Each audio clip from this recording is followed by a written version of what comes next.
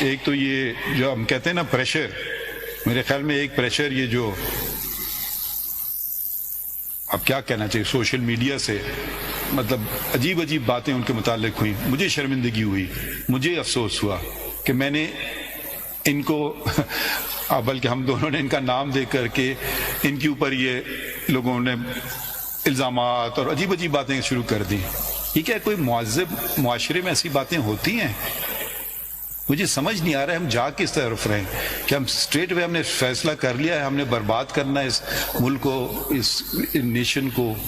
بھئی ایک شریف اگر آپ کو کوئی اختلاف ہے تحریری طور پہ آپ لکھ سکتے تھے، کسی وکیل سوال چھوڑ کے جا رہے ہیں، آپ سوچئے سمجھیے۔ آج مجھے پتا ہے آپ بھی نوٹس پہ نہیں ہیں، میں صرف وضاحت کر دوں کہ ہم 7 ججز کیوں آج بیٹھے ہیں اور فل کورٹ کیوں نہیں بیٹھا ہے، کیونکہ صرف 7 ججز ہی اسلام آباد میں اویلیبل تھے، کیونکہ باقی ججز نے اپنی ریکویسٹ پہ، میں نے ان کو نہیں کیا ہے، ہم بھی ذرا جمہوریت کے تقاضوں پہ بلیو کرتے ہیں، کچھ کراچی میں ہیں اور کچھ لاہور میں ہیں، تو ہم شاید فل کورٹ تشکیل دے دیں اگلی دفعہ، ٹھیک ہے؟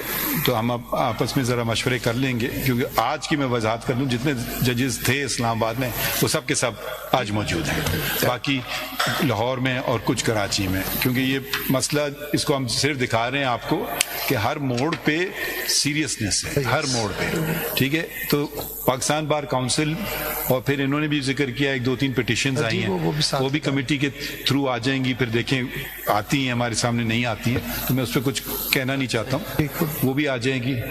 تو پھر ہم آئی تھنک کچھ اور رہ گیا بس یہی اس میں میرے سیکرٹری نے کہا کہ جی ججز آئے ہیں اسلام آباد ہائی کورٹ حساب سے ملنے کے لیے، تو میں نے کب ملنا چاہتے ہیں؟ کہتے نہیں باہر کھڑے ہوئے، تو میں نے کہا بالکل آپ بلا لیجئے جی۔ یہ میٹنگ ہوئی مگر نہ میرے پاس ایڈمنسٹریٹو پاورز تھے، نہ میرے پاس کوئی قانونی پاورز تھے، نہ میرے پاس آئینی پاورز تھے کہ میں کچھ کر سکتا۔ اور میں کچھ اور نہیں کہنا چاہتا ہوں کہ سینئر پیونی جج کتنا پاورفل تھا۔ میں جتنی میٹنگ کرتا ہوں آفیشلز میں ہمیشہ سینئر پیونی جج میرے ساتھ ہوتے ہیں۔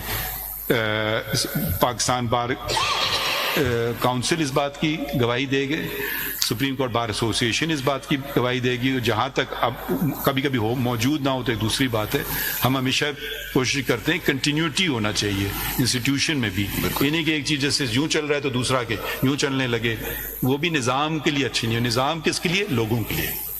ایک طریقے کار ہے تو مشاورت سے کریں، ہو سکتا ہے میرے سینئر پیڑھیوں کہیں آپ یوں چلیں، ہو سکتا ہے میں یوں جانا چاہوں، مگر کہیں ہم بیچ میں سمجھوتا کرنے یا نہ کریں وہ ایک الگ بات ہے، مگر بیٹھنا تو چاہیے، سننا تو چاہیے، چلنا تو ساتھ چاہیے نا، وہ ایک الگ بات ہے، آپ متفق ہو سکیں یا نہ ہو سکیں۔